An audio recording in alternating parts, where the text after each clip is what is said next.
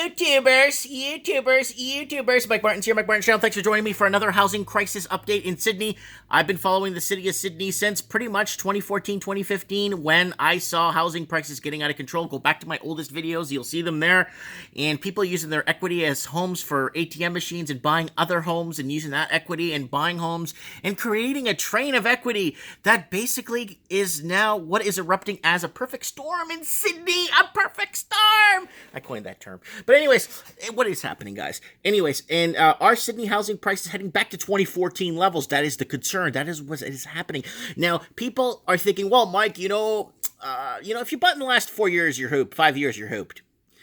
And if you were listening to the very few voices that were out there at the time telling people not to buy, you would be very grateful for that. And a lot of people are grateful, and I receive emails every day from people from especially in Australia. I receive maybe 3 to 10 emails per day from people from Australia telling me that they listen to me. Some people even gotten into divorces over the years that they wouldn't buy, and their wives are saying, "You're going to listen to a guy who can't barely read tell you about housing and blah blah blah, and someone who could barely blah blah blah afford to buy in his own city in Vancouver."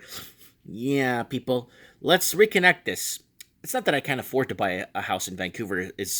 I refuse to pay $1.42 million for a detached bungalow that's realistically worth 70 grand in Houston. So I'm not going to do that.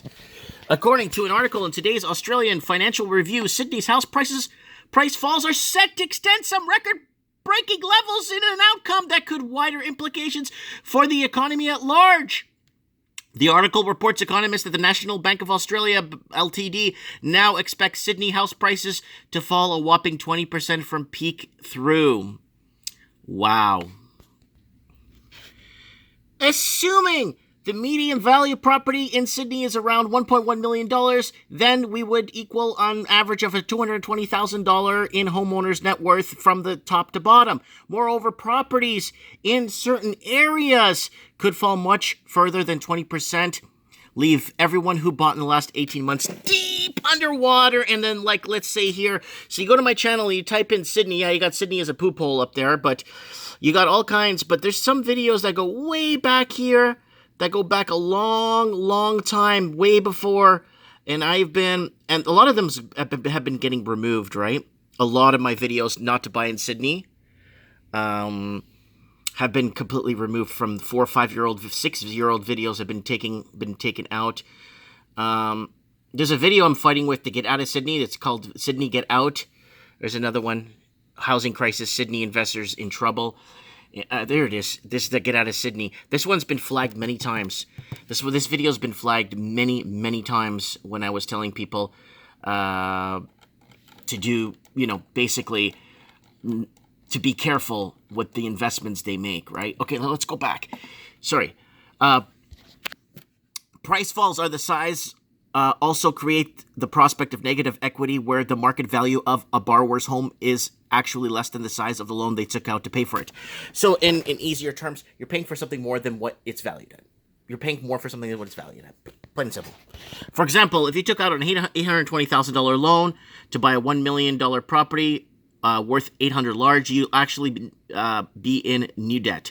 The negative equity position with all the interest, costs, and debt is still severe. Ouch. Is still to service. Ouch. So basically, yeah, you're gonna have to pay for. You still have to pay for it. All right.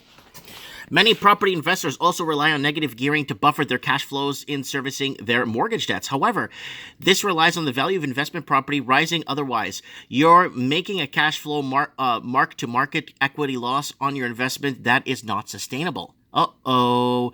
So you can't expense your increases with the taxes and cost of operating. It won't work because you're not increasing. It's also being reported that Sydney's median retail price is down 3% over the past year, which makes it harder for investors to generate a decent return on equity. Annual free rental cash flow and mortgage strata expenses, etc., equity invested on their investments. Return on equity is also a common share, that metric that often confuses mom and dad investors, but thinking of it in terms of property investments actually makes it easier to understand why companies with high returns at all these equity groups paying these absorbent huge equities to their investors, right? NAB's forecast reportedly does not assume any changes to the negative equity rules by a potential Labour government after May 14 federal election, as such an outcome could be even worse for Sydney's home values. As a major home loan lender, NAB's experts should know better than anyone about credit and housing market conditions to suggest Sydney's house prices have further to fall from what they are arguably bubble-like levels. So here it is. For a brief time, Motley Fool Australia has been giving away some of its most valuable research for the entire year simply by clicking the link below. You'll discover blah, blah, blah. And I've been talking about... So let's go back to here, guys, to this documentary I'm working on. Sydney, Vancouver housing crash, 47% by 2016. So somebody called me a bandwagoner, that I'm copying other channels, and I'm sounding like other channels. So it is a problem when especially you're the first person to be on the scene with stuff. So here it is, guys. This is a little playback here of what I did. Sydney, Vancouver housing crash 47% by 2016. I did that in 2015 when I saw stuff was getting way out of control and the cost of, here we go, debt prison. I did this in, when was this? That was in 2015. UK, Australia, New Zealand. New Zealand was on board too because I've been noticing price. And then supply versus demand, the illusion, supply versus demand coming in 2016. I was way off on my mark, but I didn't factor in the government property. Sydney, Auckland, Vancouver, and London, massive housing correction in 2017. So I didn't factor in this, guys, all the government propping and all the little Mickey Mousing that was going on. So I did not factor any of that stuff in of the sidelines and other stuff that's going to happen. I just can't. I don't know what the government has up its sleeve to keep this housing market going. Anyways, let me know what you guys think in the comments below. It's a perfect storm. It's a perfect storm, and it's headed our way. Let me know. Comment below. Thanks for watching.